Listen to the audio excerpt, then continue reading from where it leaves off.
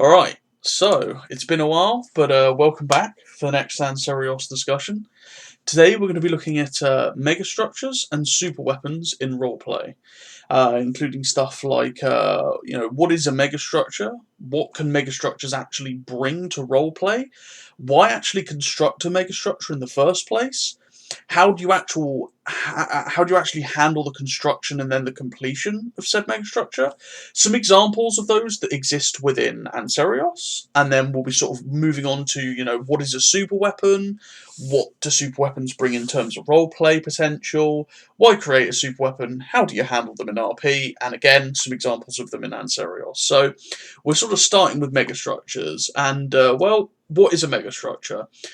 Well, a megastructure is pretty much what it says on the tin. It's a massive structure which goes above and beyond the normal bounds of engineering and construction, and such structures are immensely varied, and really there's no kind of general approach to them. Given their very nature, megastructures tend to be pretty unique, and each nation that constructs one will have its own reasons, designs, desired outcomes, you name it, yeah? Of course, the term megastructure itself is kind of pretty vague, and there are like lots of different definitions where people might call an ecumenopolis in a megastructure, or an orbital ring, or an artificial planet, and the like.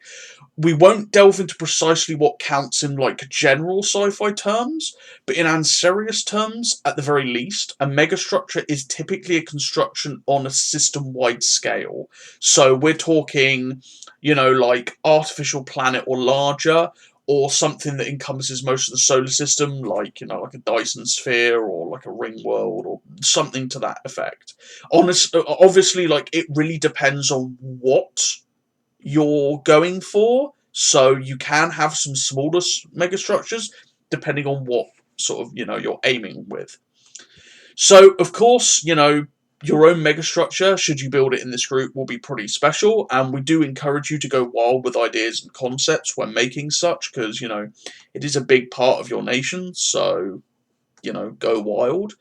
And, for the purposes of this group, while the concept of a megastructure sort of, designed for warfare or direct combat does technically exist, and you can find lots of examples of them in other sci-fi, mega structures here kind of avoid any sort of combat purposes, unless it's for a very specific sort of story arc. We tend to keep megastructures to non-combat roles and benefits only. However, you can obviously get megastructures that will be like, oh, increase your ship output or whatnot, but you don't ever say get like, oh, I've got a slot 2 megastructure that basically just defends my entire solar system and deletes everything ever. So the slot system that we have in the group is you get 2 slots for megastructures. The first one, I think, comes with an amount of time. I can't remember. I think it's 6 months in the group. And then the second one comes sort of after a year, I believe. I can't remember. I know I'm the head admin. I haven't read the rules in a while. I'm sorry. Either way, once you have those slots, you can start constructing megastructures. But as a quick note, at the time of recording this, given that there is a galactic ancerium shortage and the whole war arc, constructing megastructures is put on hold for the moment because it's assumed that nations are kind of too broke to be able to afford something like that.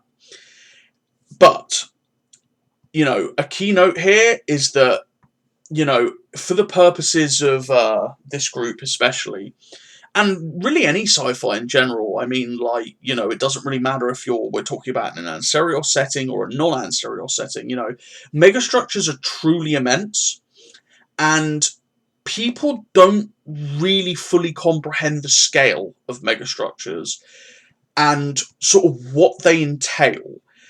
They are massive resource sinks in character, and projects should, not be handled lightly when building them, both out of character and in character, alright? Megastructures shouldn't ever be sort of like a throwaway handy thing to have on the side. They should be like a really big focus for you and your nation. and they should never ever be used purely for the sake of getting in character benefits. And the way that I put that as, your nation doesn't really want to make a megastructure, and it doesn't really make sense for them to do so, but you're having them do it anyway just to use your megastructure slots, just to get like a load of extra ships or something for your benefit in character. Or like something that will help your nation in terms of like a competitive edge in character. Those sorts of things we really frown upon. Of course, we review any megastructure sheet that gets submitted to us, so we'll be able to shoot stuff down that looks a bit off. But yeah, always consider megastructures as like basically a story part first, and a major one at that. So the next one is what can actually these things, bring to RP? Well, as I said, they're monumental, and because they're so monumental, the impact on RP that they can bring is also going to be monumental. If you actually go to a lot of other sci-fi servers, they actually don't allow megastructures for a whole host of reasons, while others might have them as like heavily limited or whatnot. In Ancerious, we believe that megastructures can bring a great deal of story, and while we have them quite limited, anyone can construct them if they have the slots to do so. It's not I guess limited to certain players. So a nation wishing to construct such a massive object, obviously needs to have a reason to do so. This can directly result from your in-character RP consequences and story plots, and as such, they can bring really good inroads to the construction process and immediately link such a project to the story and character, yeah? The constructive process itself is a story, okay? You don't just build a gigantic ring world overnight, and, it's a huge process, it takes time, impossible amounts of resources, and you can have any number of problems go horrifically wrong, yeah? This in itself provides you with like a real treasure trove of RP opportunity. You can ask allies to come to assist you, you could have internal, plots regarding political decisions and things that go wrong.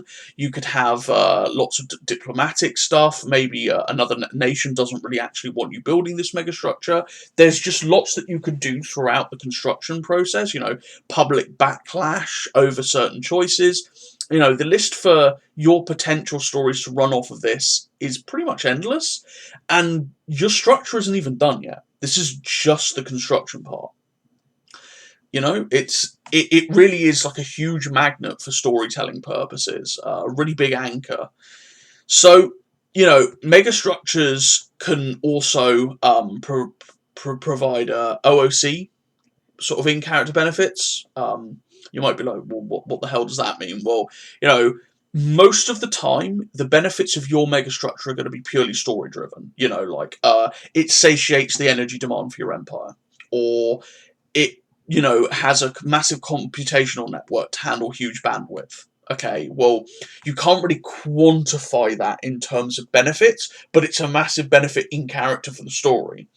But you can get like other benefits as well that can be sometimes more tangible. So you could build a huge shipyard, and that can obviously help buff how many ships you could handle at once, or you could host a NGO, one of the non-governmental organizations, and have like benefits that might bring you, or you could have it be a transport to a new location, or some big super giga collider that can produce certain rare coloronic materials. At the end of the day, we really kind of want you to be quite wild with these ideas, but also to be very story orientated with good benefits that can really help the wider group, not just sort of your own nation. And then once it's actually finished, you can even hold an RP, bringing it online, or inaugurating it. And once you have your megastructure, it's not just oh, it's done, I've got the benefits, that's all. It's a pretty cool location to have RPs happening. You could use it for diplomatic meetings. Just use it as a background place, or you could have it as some sort of I guess exploration RP if other people are trying to check it out. Or if you're in a war, it can be a particular target, and there might even be fighting on the surface of a Dyson sphere or something. They make pretty big political or economic weights for any of those, like, major locations. So, at the end of the day, your megastructure is going to be pretty empire changing, and you should be able to handle that with internal or external writing, either through journals or role plays, and it really gives you a chance to, drive your nation's world building. It would kind of be equivalent to all of the nations of this planet coming together to construct a massive space elevator that, actually functions. But, it wouldn't be just a case of like, okay, yeah, we're just building the space elevator today, guys, and then, like, in a year's time it finishes, and it's like, oh, cool, space elevator's done, we've got loads of benefits. Like, it would be revolutionary, and it would change quite a lot of, bits and pieces. The political shake-up would be massive. The economic shake-up would be tremendous. There might even be societal and cultural changes, considering the fact that, space would be easily accessible now. We're no longer just, a single species living on one planet. We could easily go and have bases on the moon, Mars, etc. So, in that kind of sense, if your empire is undertaking something of that scale, it should affect and impact, your nation through story. And it really should reflect that. It shouldn't just be an offhand thing. So the next one is, why construct a megastructure? Well, of course, the easiest explanation out of character is because, big, cool object, very fun. I like big, cool thing go burr. Awesome, no problem. But, at the end of the day, it's obviously going to be cool, but it's going to make sense for your empire, and it's going to further your plots and the group plots. Awesome. But for in character, well, the reasons are pretty much as wide and myriad as you can imagine. Each nation's megastructure, even if it's the same nation building another megastructure, it's all going to be unique as to why they're building it, for what reason they're building it, and for what they want to accomplish, And while building such a thing is, a long, resource-intensive project, your people might view that and the long and hard road as a worthy trade-off, The benefits that you're going to get for building this thing are obviously going to outweigh not building it. So, the reasons could be, you want to include a Dyson sphere in your nation and use it to power massive manufacturing capabilities so that you can improve your shipbuilding, start selling pretty easily constructed ships across the galaxy for cheap. You could want to build a Matryoshka brain to house an entirely new Ancerious rhizome and give huge processing power to that nation and reap all the benefits, economic and otherwise, that you might get from that. You could have an economically unstable or collapsing nation that has this megastructure as its last-ditch attempt to sort of break into a profitable area of the economy, the galactic economy, in creating expensive, valuable coloronics. And, or it could be your nation wanting to explore other parts of the galaxy by building huge FTL guns or whatever, like the Union or whatnot. Or they might want a well-defended and huge ring world, but the best reasons, as said, as to why you would construct these things are always from in-character stories. It shouldn't really, ideally, be you kind of going like, oh, it'd be cool to have that. Like, you kind of want it to be in response to what happens in character. For example, the Union of Worlds built its FTL gun to exploit and explore the Galactic Halo for economic and political benefit after the Second Ancerious War, when its economy wasn't doing hugely great, and that's why it asked for a lot of help from other nations. And it then got to exploit and, kind of have all of the benefits from that during that period.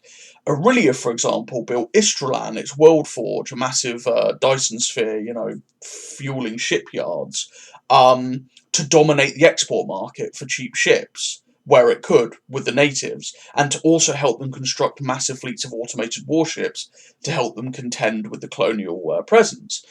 Carnath constructed the commodities market, which is sort of like the new home for the galactic banking exchanges and Wall Street, effectively. And that was in direct response to Lost Star and the Galactic Stock Exchange being under threat from Corona. So Carnath gave it a new home, for example. At the end of the day, we are more than willing as a staff team as well to help work with you to create something that fits your nation and that can hopefully assist in a story arc or, a future plot line. The more that it can sort of interact and mesh with the wider group, the better. I don't really believe that Megastructures should be a sort of like one and done and just hang out in your territory and not really do a lot. They should always like either be central to your nation and be really built around that, in which case awesome, that's no problem, or they should be able to be interacted with other players, or have knock-on effects to the larger galaxy, so to say. So how do I handle the construction and completion of these massive projects in character? Well, first off, the construction is a long process, in character and out of character. We're not going to accept a megastructure if it's conjured out of thin air. And we require players, to write a megastructure sheet when they're wanting to submit them, with all of its full story lore, what benefits it gives to the nation, what exactly it is, what it looks like, and any relevant story links to, their journals and RPs that are involved in its construction. We require players to create story and write about their megastructure being constructed. So, use that opportunity, really get in there with the story and, side plots. The more effort that you put into this thing, the more likely you are to get out of it, and the more likely we are as a staff team to accept your project and to get behind your idea and be like, oh yeah, that's pretty cool, that's really good. Bear in mind that it can take a year IRL to build a megastructure in Ancerious if it's a slot 2, based on just like how long it's supposed to represent in character, which can be decades if be, or years or whatnot, depending on what you're building. Every few months IRL you could advance your story, just matching sort of as the construction goes. Maybe there's some setbacks and stuff goes wrong. Maybe you call in foreign assistance and you get some other players involved. Perhaps there's political controversy or diplomatic problems.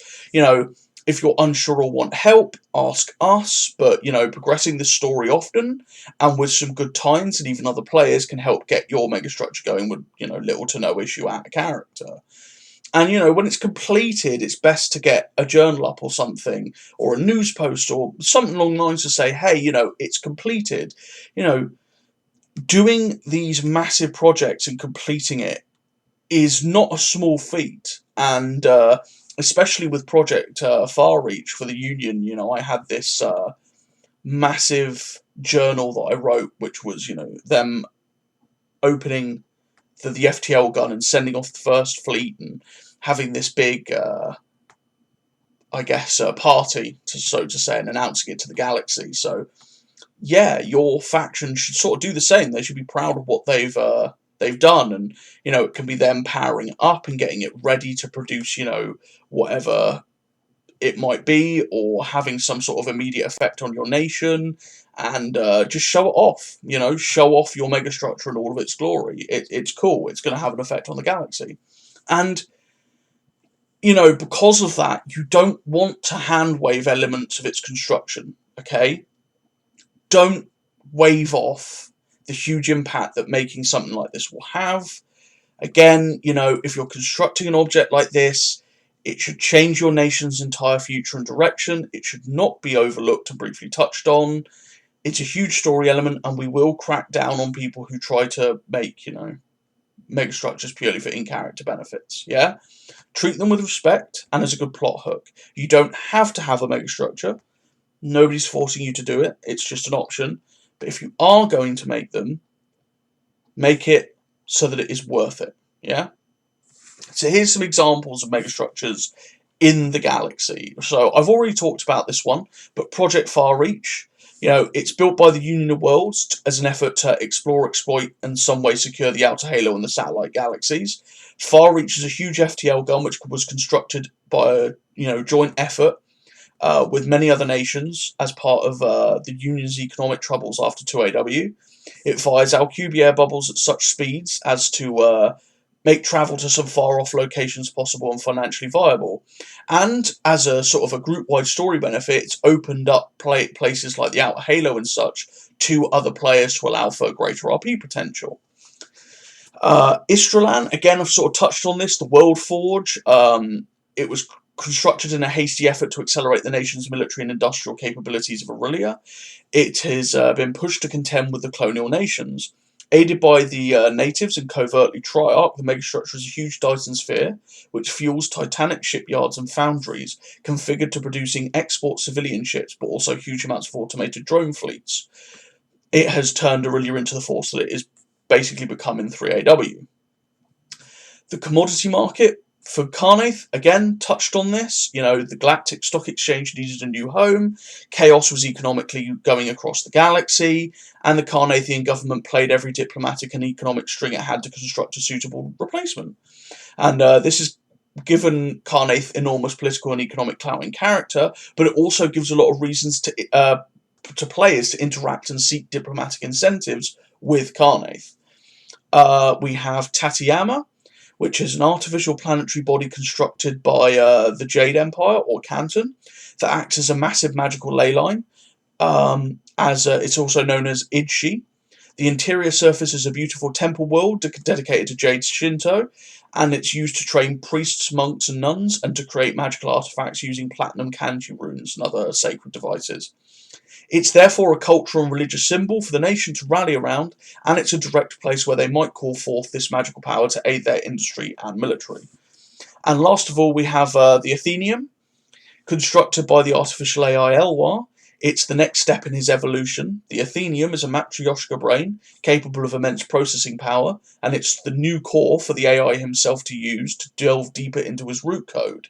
It was constructed as a mandala, and it also activated latent sonic code in Elwar, who has used it to expand himself and his own capabilities. With so much processing power at his disposal, he's also hosted the Askandar Rhizome, and has generated large funds from those who now use it to basically help refugees in his care.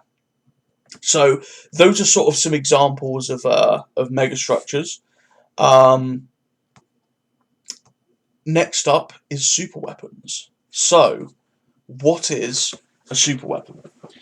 Well, the term, unfortunately, is extremely vague, and pretty much it's just a dominating name for a weapon system or military asset which can, in theory, heavy quotation marks, win whatever war or battle it's deployed to. Of course, this is an extremely loose definition. Really, there's kind of no overall description as to what a superweapon kind of encapsulates. So, as such, they don't really also have any general form or function, like general method of function. The majority, of superweapons are, spoilers, generally weapons which are designed to destroy large numbers of enemy ships or even planets. And they can take loads of different forms, from huge dreadnoughts to self-propelled guns to one-shot weapon systems and the like. There's really no end to what an offensive superweapon can look like or even do. We've had so many over the course of Ancerios' history, and I expect that we'll have loads of unique stuff to go as well. But on the flip side, superweapons don't have to be offensive weapons. They can be more of a support, non-lethal, or even tactical nature, yeah? Support and tactical superweapons tend to function in assisting fleets and ships around them, either by, projecting a huge shield to defend, or providing massive electronic warfare jamming or hacking, false targets for enemies, interdicting and intercepting enemy fleets, and docking and repair functions in combat. How your superweapon works and how it will doctrinally be used is entirely up to you, of course, but we do recommend keeping it sort of to make sense with how your nation would operate in character. A faction that hates genocide, war crimes and the like is probably not going to be speccing into planet killers, for example. Tends not to be the case. But one thing to note for superweapons especially is be aware that they're not the end-all. Be-all, end-all. They're not a magic wand, they don't win fights, and they don't win wars. wars, okay? Super weapons ironically tend to be really fucking vulnerable and fragile and easily destroyed or picked off when isolated. And so super weapons, regardless of if they're offensive or support or tactical, tend to be more force multiplier assets rather than a weapon to, like, oh, I just deploy a super weapon and win the fight, etc. Yeah? They're not really used to just go in and single-handedly win stuff. I've seen people attempt such many times in this group. It's never ended well for them. So I'm kind of glad that we're at an era where people have taken super weapons for what they are, as very rare asset support assets. And also along those same lines, remember that super weapons are large investments of economic and military resources, which sometimes even have, political meaning. You have maybe a giant flagship that rallies your people, or mega weapon that's supposed to be a big statement of the authoritarian government of this nation, and it's supposed to be this big sort of thing that holds everyone together. And because of this, the deployment of these weapons, because of all of these resources and sort of like, big shiny political statements, is never taken lightly, and their use is reserved only for the largest of engagements or very specific scenarios. Not only this, but should your weapon be destroyed in combat, you should be fully willing to write the ramifications of its destruction and character. If your big giga authoritarian battle star has just been wiped out in combat by some enemy faction, and it was supposed to be the shining pinnacle of law and order in your nation, well, if it's just detonated, it's probably going to shake some of your political establishment or culture to its core. Or, that gigantic mega mobile shipyard that you built that cost thousands upon thousands of galactic credits has just exploded. Well, that's probably going to hurt your economy, and some of your military bobbins are going to be like, is it really worth rebuilding that? So, just got to think about these things. They're not sort of like throw around willy-nillys like they have been in the past. So, like a megastructure, a super weapon submission requires a form for us to approve it as staff, with, in-character lore, what it does, its capabilities and description, and that has to pass before it can be used in RP. Of course, we always look for super weapons to approve that have cool lore, are unique, and are generally quite fun to see used. Not as a case of, I have big gun make planet go boom, ha. Alright? But you're a peace-loving democratic faction, what the fuck is going on here? These are the kind of things that we look for, consistency and the like. So, on that note, what do super weapons actually bring to roleplay if they're just going to sort of cause all these problems? Well, super weapons themselves are gigantic plot hooks. By their very nature, you have a very hard time finding good stories in geopolitical and sci-fi stories which don't include some kind of big scary super weapon that threatens the good guys or the power balance in the galaxy. And that's exactly what they bring to the table in Ancerious, They're big scary weapons that can change the power in the galaxy, and they can threaten people. Awesome. And they look very flashy when doing it in roleplay as well. They can be used in all sorts of plot hooks, but, because they're only found in the largest of engagements, you can sort of have them as, a last-minute thing to turn up and turn the tide, or you could have that big planet killer that you wanted blow up that particular player's planet and have it as like a horrific atrocity for shock value, or you could have a particular desperate gambit by a skirmish force to try and destroy this big super weapon before it blows up their homeworld, for example. You've all watched most of the mainstream sci-fi stuff, so I don't really need to tell you a reason for, and examples of how to write super weapon stories, because they're absolutely everywhere. But if you've got an idea for a non-combat RP for super weapons, well, you could use, the super weapon as a target for an infiltration or espionage RP, or maybe even as part of a political strong-arm campaign to intimidate another nation into a particular action. super weapons give your nation far-reaching, power, able to strike hard and be a threat, yeah? And often, your small, I guess, nation being a minor power with a super weapon can make it a force to be reckoned with, yeah?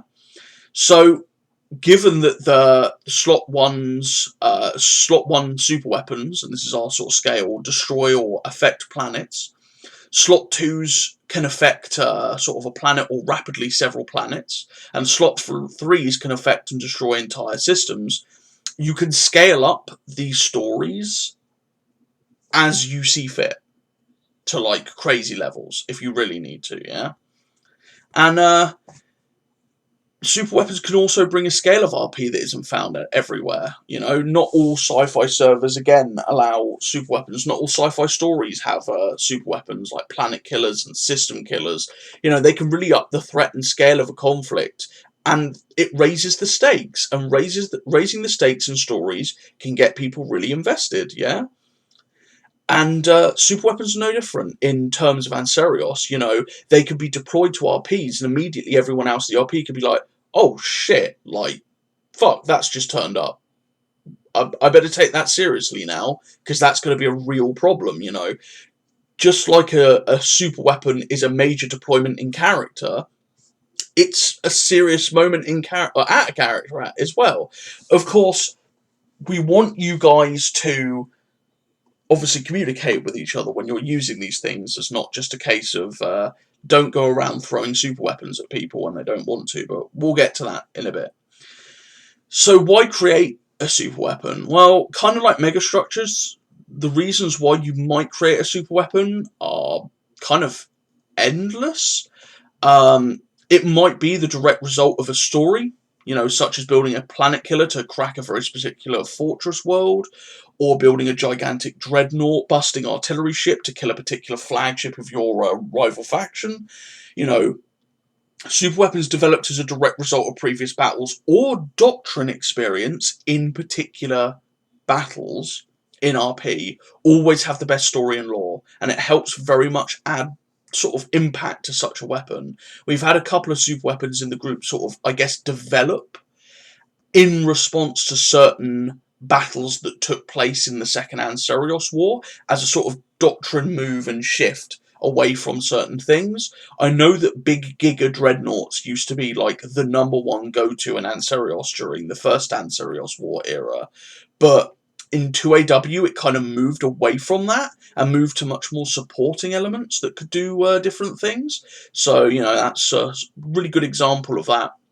And, other reasons may include your nation simply does not wish to be left behind in an arms race, or, they might observe the state of warfare in the galaxy and make a political or military statement to another empire and the like by building it. Always have a serious and in-depth reason for why your nation creates a super weapon. And, despite it being nowhere near in size to a megastructure, and despite it obviously not needing months and months of construction and character, we kind of want you to emphasize that super weapons are a massive investment for your nation, military and materially wise, and that, they wouldn't throw away valuable resources on pointless vanity projects, or unless your nation's kind of into that, obviously. But the more lore, the better, yeah? Have that reason why your nation creates that super weapon, and make it in character, like the reasoning. Again, you don't have to have super weapons in character. They're not a necessary function for the group. They're not a necessary function for your nation. Create them if it makes sense. If it doesn't make sense, don't bother. It's right. You've got the slots there when you need them and when it makes sense in story, yeah? So, how do you handle super weapons in roleplay? Well, they're actually surprisingly easy to handle. By their very nature, super weapons are rarely deployed, and so you kind of don't have to worry about constantly using them or deploying them across, like, broad RPs. Given that they will only be deployed or used in extreme situations, means that their use should always be planned for, okay? And their deployment should always be towards a greater goal. Such weapons are not casually deployed unless they have a very distinct purpose, okay? A planet killer will only ever be deployed against a certain impossibly hard target to crack, for example, or a long-range strategic platform will only ever be used against a certain target when all else has failed, okay? You're not going to be sort of like using a super weapon outside of its contextual, I guess, purpose, I should say, you know? So using it and handling it in RP is quite easy in that respect. It's planned for a particular situation, it's always going to be deployed to that situation 9 times out of 10, and if it's not in that situation, something's fucked up, and stuff's probably not going to end well in character. Because, again, they're fragile and they're vulnerable. Even if I decided to deploy my huge Giga Slot 3 Mega Meme Super Dreadnought, okay, capable of tanking and fighting whole fleets at a time, it's completely vulnerable. It can only ever be in one place at once, and all it takes is for some skirmish fleets to turn up, pop interdiction, and my huge Giga Dreadnought is now stuck in that system, basically just getting its ass beat by long-range munitions repeatedly until it's destroyed, or until it fucks off somewhere, because there's no way that it's going to be able to easily chase down faster ships, and there's no way that it's ever going to be able to escape interdiction if the enemy player plays it right, yeah? So you should never ever deploy a super weapon alone or without support, or risk it being trapped and easily get destroyed, yeah? Because it's very easy to counter super weapons, you know, regardless of how powerful they are. And conversely, if you have a static super weapon, something strategic like the Crucible, which we'll get to in a bit, it should be protected at all times, and, you know, otherwise it's going to make an easy attack target for enemy forces. Even if it is protected, it's still going to be an easy attack target for enemy forces, because they know that they're going to have to destroy it before it opens fire, yeah? Both of these, however, allow roleplays to occur. But, you know, one should never underestimate the enemy, no matter how powerful your weapon is. I cannot tell you the amount of times that I have seen people throw their big dick super weapons around and brag, only to deploy them in RPs in the most atrocious ways possible, and just get them completely and utterly hard countered within like 4 turns of RP. And then obviously throw a rage fit about it. And it's like, well, you kind of did just fuck up there, but yeah, just treat them with respect, yeah? Super weapons should always be used to add spice or story to an RP. They should never be used to ensure that a particular battle is guaranteed to be a victory for you at the expense of all else, okay? Given this group has a very big disposition towards collective roleplay and storytelling, we tend to stay away from competitiveness, alright? Now, because of that, super weapons can cause problems in that regard. For example, if me and Dana here decided to have a battle, okay, and we used a couple of 100 ships each, if I then decided to pull a super weapon out of thin air without telling them, that's designed to counter fleets, Dana's going to be like, well, fuck, I can't really win this engagement unless I also then escalate or whatever, and they're going to feel a bit like miffed because they've now basically guaranteed lost that battle. Obviously, it depends on what the RP's going on, and, you know, they could very well destroy it or whatnot, but always make sure that your super weapon usage and deployment is cleared with other players. Normally, when we do big battles in this group, players will just go like, oh, is it right if I bring like a slot 1 or a slot 2? People will be like, yeah, no problem. Because it's a big fight. Everyone sort of assumes that there's going to be a big battle going on. Therefore, all good. Bring your super weapons. And at the same time, you should never use your super weapon to force a particular plot, or to bully another player with out-of-character threats, or use it to auto a particular kind of RP, or player in general. Now, an example of this, I guess, could be taken with sort of the Capital Crucible-like weapons, which are static super weapons that can fire through FTL gates or whatnot at other targets in the galaxy, and they are used to destroy, people's capital systems or capital planets or planets of importance, anywhere like that.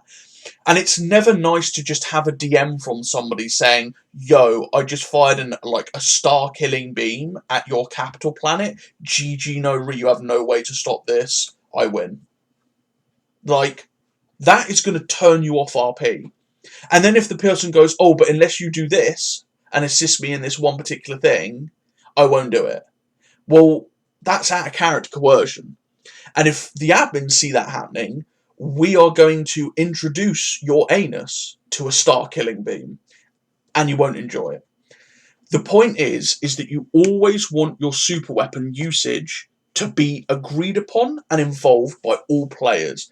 As said, they should be used to add spice to a roleplay or a particular story. They should not be used for any other competitive or abusive purposes. They have been used as such here in the past, I will admit, and it was cancer. Okay? You can't just take your strategic slot 3 and delete someone's nation on a whim. Yeah, that's not how it works.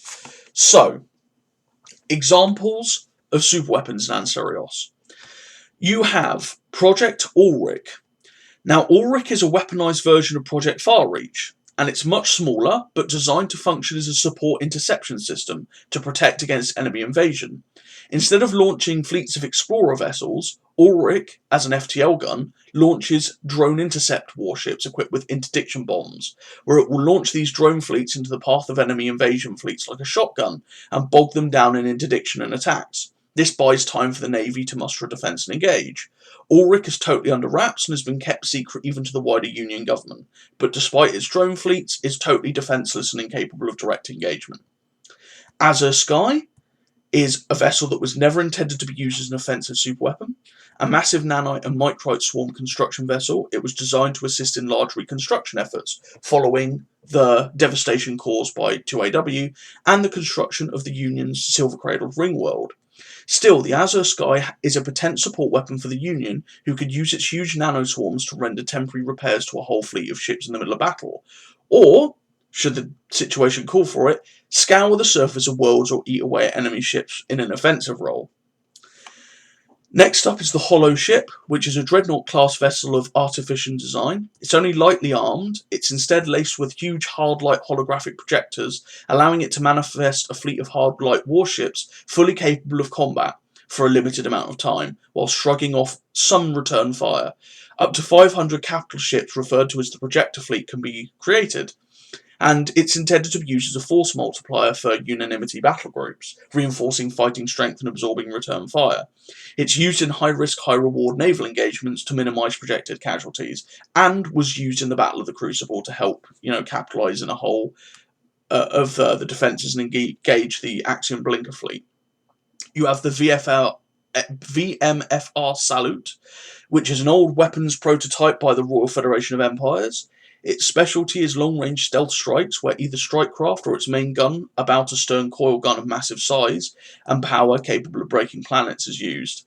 Given this nature, it was designed as a stealth ship from the ground up to elude detection and to allow long-duration missions behind enemy lines to strike strategic targets such as shipyards or even enemy planets. And finally, the Crucible. No superweapon in Ancerios history has ever been so infamous as Capital's Crucible, a dreaded weapon constructed around the accretion disk of a massive black hole. Designed to harness the accretion disk itself to fire immensely powerful scalar beams through FTL gates, the Crucible had only one use, as a strategic weapon capable of inducing supernova in stars and wiping out whole star systems. With no ability to move or defend itself, it concealed its firing position due to its accretion disk, and managed to wipe out 3 whole star systems before being destroyed. Its very existence has ushered in a new era of strategic warfare, and has left scars on the galaxy's psyche ever since. So, that's all of that. Time for questions. So, there is one question already, which is, Are megastructures required to be super niche and advanced, or could a species just have a Dyson sphere as a structure? They could be as advanced or as simple as you possibly want. It is that simple. You can have a super complex giga array of sensors, or you could just have a random Dyson sphere that provides power to your nation. It really is sort of up to you. But any sort of questions regarding megastructures or super weapons?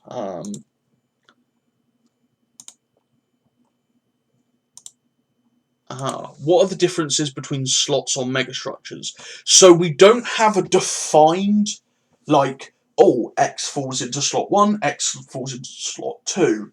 But generally, a slot 1 megastructure is something that gives bonuses and is still empire changing, but it's not all encompassing, if that makes sense. It's not like, oh, it's just changed your empire so utterly that, you know, it's got all of these massive benefits and all of these massive changes. Whereas a slot 2 is something that would give your empire huge benefits and changes on a quite large level, if that makes sense. There's no, as I said, like, defined list. It really is down to sort of what the admins agree would fit for a slot 1 or a slot 2. For note, there is no slot 3 megastructures, at least player megastructures. There are slot 3 NPC megastructures.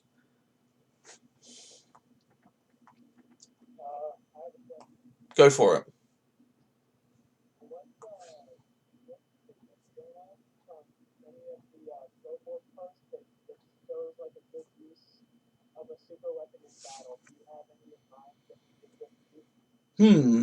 I would think possibly. Oh God, what's the RP called? Measure of Faith sees a slot 2 being fought over at dock, and a slot 1 later used in the battle to try and recover the slot 2. What are some other good super weapon uses in RP? Let me have a think. Obviously, the Adelshaven battle had some cool ones be used as RP plot points. The Kona forces going to destroy XB, one of the super weapons for Saga, as like a plot point was pretty fun. Unholy Rebirth and the whole Yognar thing. Yognar being a huge slot 3 super weapon. The whole point being to try and kill it and stop it waking up. That was a really good RP in regards to that. Yeah, those are the ones that I could really think of off the top of my head that I could say these are definitively super weapon uses that were good in RP that don't necessarily equate to, like, I deploy super weapon, it go pew pew. No problem.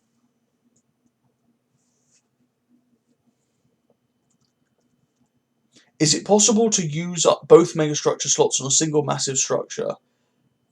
Yeah, you can have a slot 2 megastructure. So you have 2 megastructure slots. You could have 2 slot 1s or 1 slot 2, and how you use that is entirely up to you.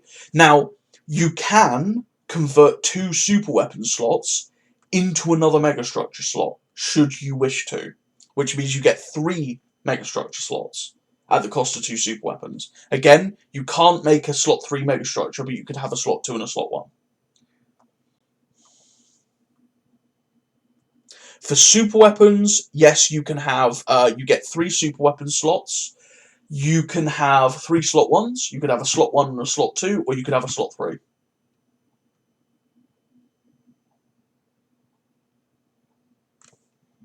So yeah.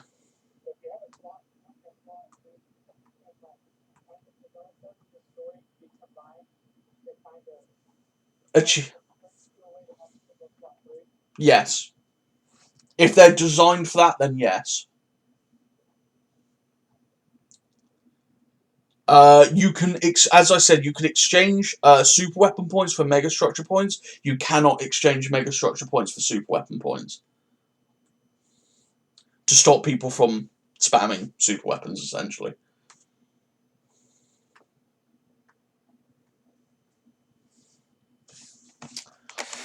Any other questions at all?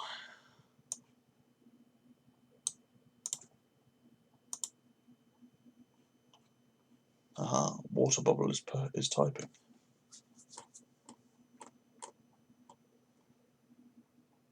Can a mega structure also have a super weapon in it? Traditionally, we say no.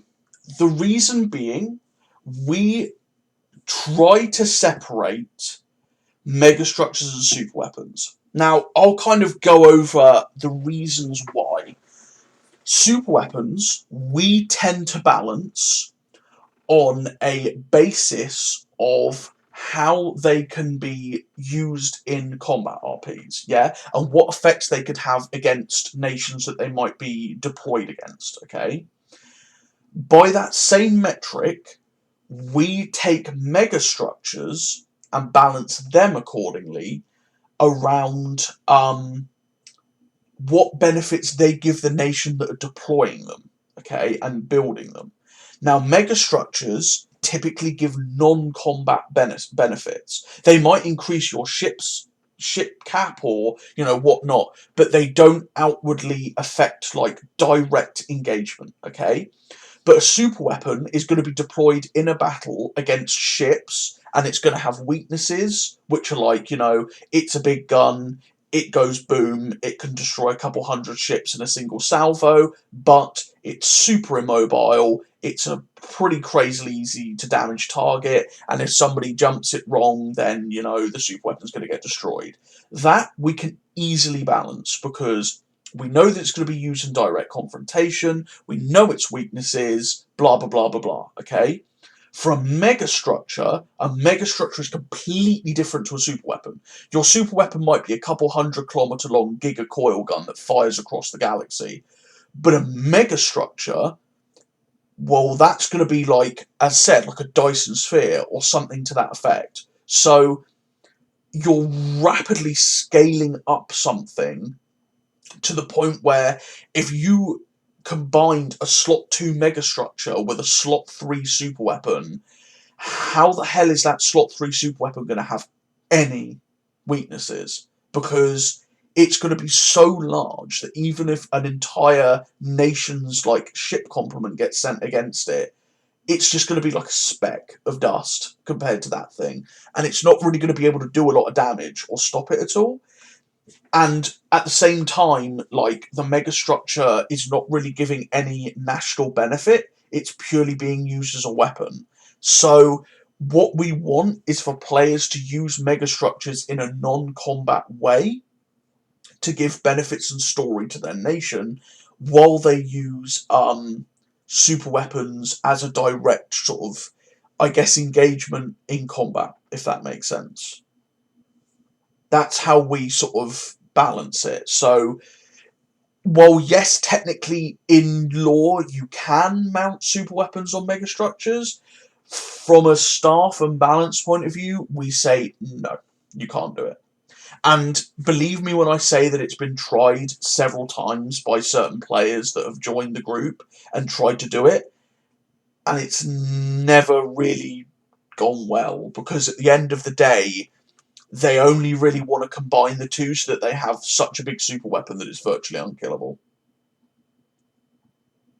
Because even if you fire like a slot 1 planet cracker at a slot 2 megastructure, it's like, congratulations, you blew a chunk of it off. There's like 100,000 chunks left. So yeah, from a balance perspective, it's pretty like whack. Some examples of stuff that people wanted to create. I can't believe I'm saying this, but Piston and Big Rock, he wanted to have a gigantic rock super weapon planetoid that was the size of a system and basically was completely unkillable. We've had somebody else who wanted a battle station that was like basically their entire empire in one gigantic megastructure, but it also had like 3 slot 1 capabilities where it could just wipe entire fleets out, and it was like, Jesus Christ, like, how do you even destroy that? And if you do destroy that, you have no nation. So how is that a trade-off? Like, oh, you win every engagement, but the one engagement that you lose, you basically like quit Ancerious because you don't have a nation anymore. Like, it's just stuff like that, Like, we want megastructures to be good faith, story producing, cool, things that help your nation. We want super weapons to be big, scary, direct combat things that can be flashy and the like. We don't really want to combine the two because balancing them is extremely different and difficult. Can a megastructure or super weapon be single use? Super weapons can be single use, yes. You can get stuff like planet killing missiles or system busting missiles, for example, that it's just like a boom used. Of course, usually how we do that is you have that super weapon, but you can only have like one of it at a time, if that makes sense. Unless you have like 3 system busting missiles at once, in which case you have like 3 slot ones. But then like you fire the missile and it does the pop, and then it's like presumed that you have a little bit of time where your nation is like building the next one, if that makes sense. One use megastructures I haven't heard of, and I don't know how that would balance per se, because you would spend all this time sort of like, I guess, getting up to this point, get a load of benefits, but then they would like instantly disappear. I think that would be a very heavily story focused one, and it would very much depend on what it was being used for. I'm not going to say no, you can't. I'm just going to say that's going to be a very case by case basis.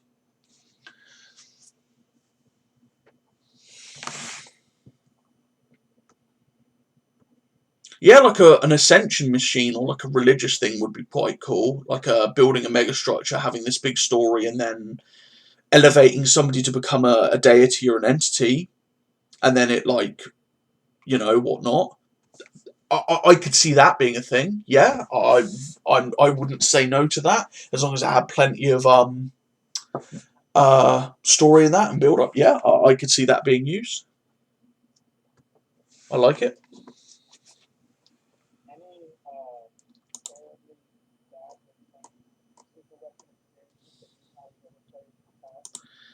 Yes, and I will discuss that after this recording. Um, so yeah, any other like general questions at all, or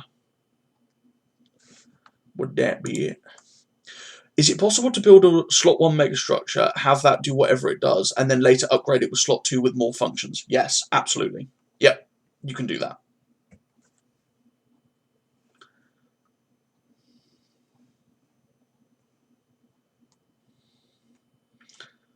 But yeah, I definitely encourage people to go like pretty crazy with megastructure ideas, because you can really go for some like quite wacky, weird and wacky stuff. You know, it's good fun in the end.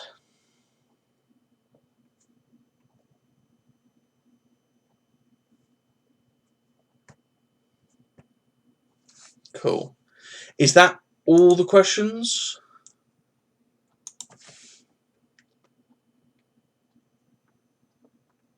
Okay, it looks like it. All right, well, thank you everyone for coming, and I will leave the discussion there, and I will see you next time.